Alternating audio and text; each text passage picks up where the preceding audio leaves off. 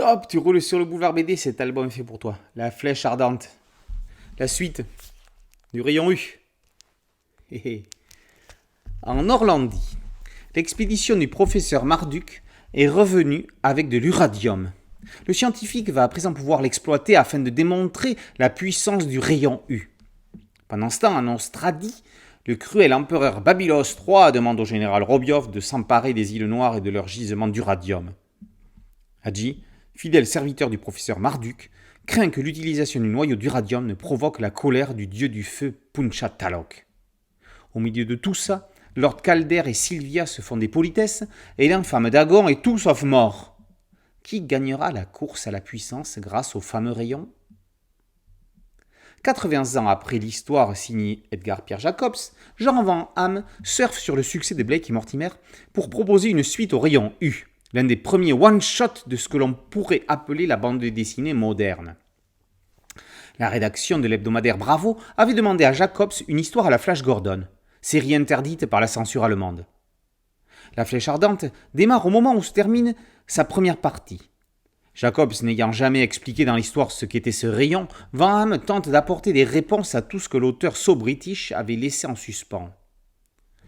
Plus qu'une suite, le scénariste apporte une conclusion bienvenue. Il se fond dans les codes, allant jusqu'à écrire une histoire en 43 planches comme la première, avec de nombreux récitatifs, même s'il y en a bien moins.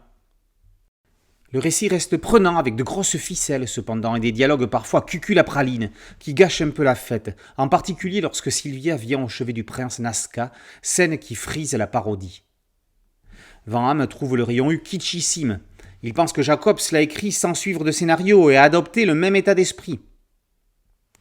Là où Jean Van Hamme se trompe, c'est quand il déclare que les univers du rayon et de Blake et Mortimer sont radicalement différents. Si le rayon n'est pas la matrice de Blake et Mortimer, ça en est le squelette. Marduk, c'est Mortimer. Calder, c'est Blake. Hadji, c'est Nazir. Et Dagon, c'est Ulrich. C'est évident.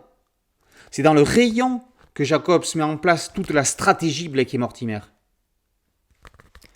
Christian Caillot et Étienne Schrader sont restés fidèles à l'esprit du maître. Ils en ont préservé les signes graphiques. Le premier a réalisé un croquis de chaque case.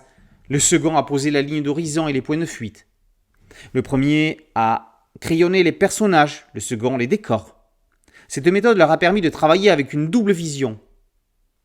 Bruno Tatti s'est chargé des couleurs, ainsi que de la recolorisation du rayon U dans le plus grand respect des teintes originales et où les zones d'ombre et de lumière sont bien plus présentes que dans Blake et Mortimer. Il n'y a ainsi aucune rupture de ton entre les deux parties de l'histoire.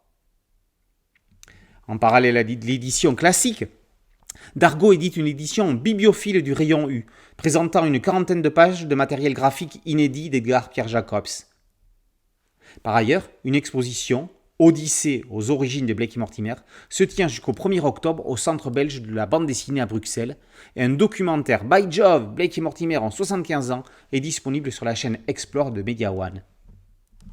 Il est indispensable de relire le rayon U pour profiter pleinement de cette flèche ardente qui, même si elle a un côté désuet assumé, se laisse découvrir avec émotion.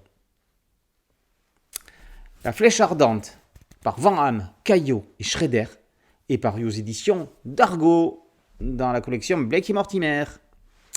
Boulevard BD, c'est un site dédié, une chaîne YouTube et un podcast audio. Merci de liker, de partager et de vous abonner. A très bientôt sur Boulevard BD. Ciao.